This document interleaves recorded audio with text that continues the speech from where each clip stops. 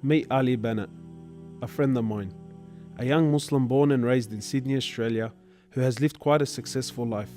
However, it was only recently that his life took a dramatic turn. This is Ali's story. Where are you at now with your life? What's happened to you? And at this point in my life, wallah, I've been gifted, alhamdulillah, by Allah, with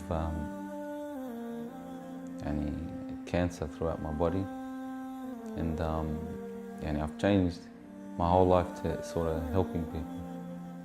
Why do you call it a gift, Ali? And alhamdulillah, it's a gift because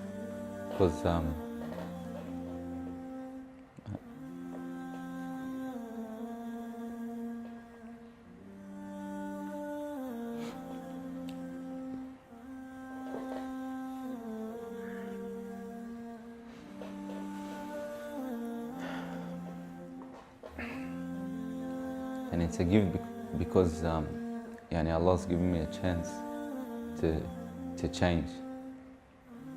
What has having cancer, what has it opened your eyes to?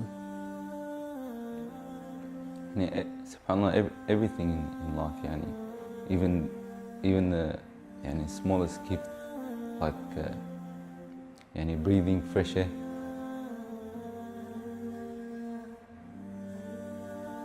Do you feel like you used to take that for granted before?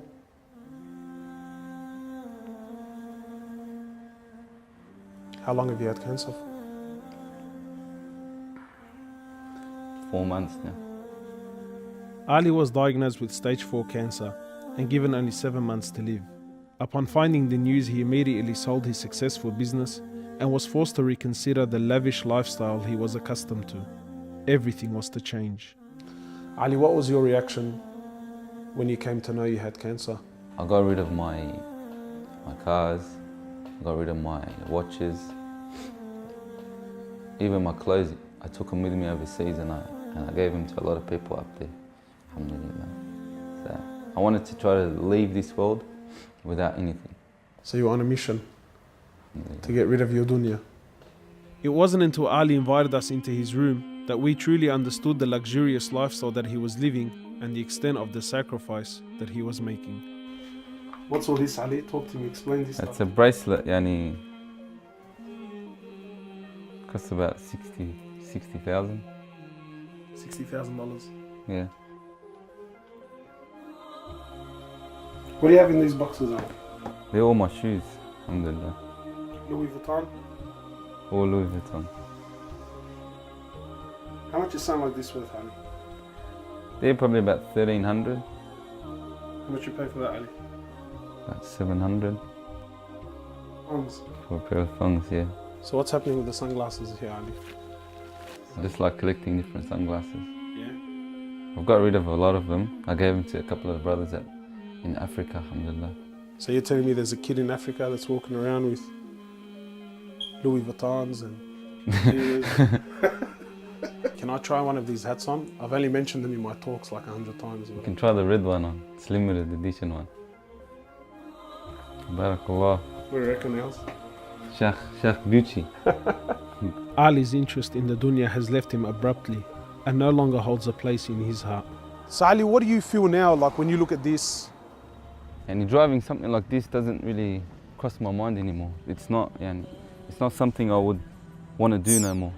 After someone tells you, or you find out that you're sick, or you haven't got much time in this life, wallah, this is the last thing you would want to chase. And this is how we should be living our life every day.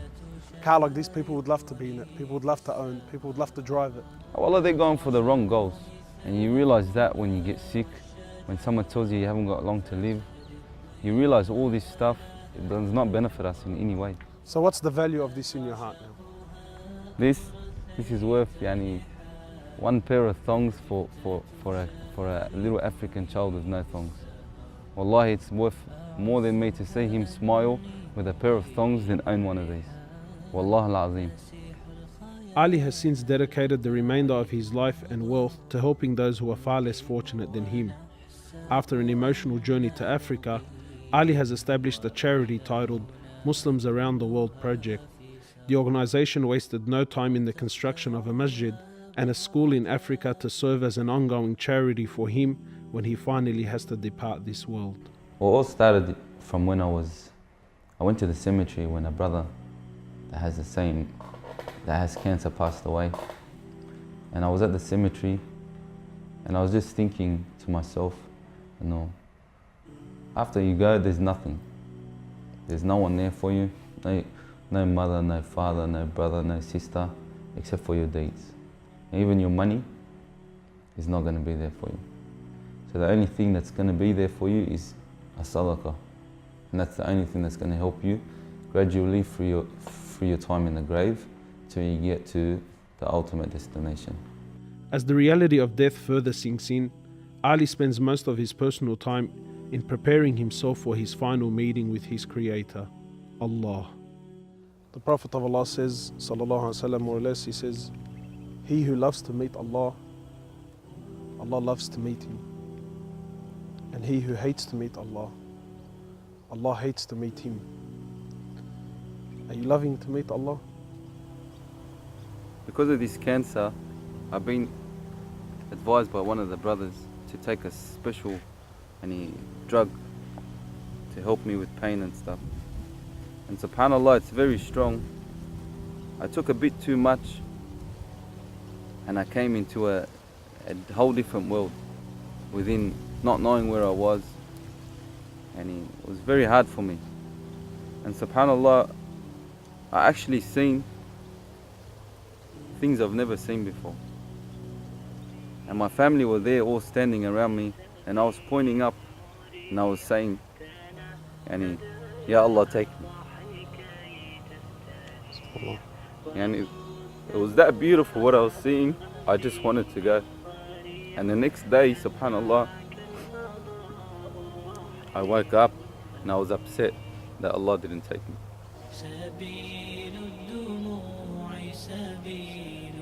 Well, I ask Allah subhanahu wa ta'ala to purify you and to give you shifa, to keep you around us for a long time. Allah, may Allah subhanahu wa ta'ala reward you.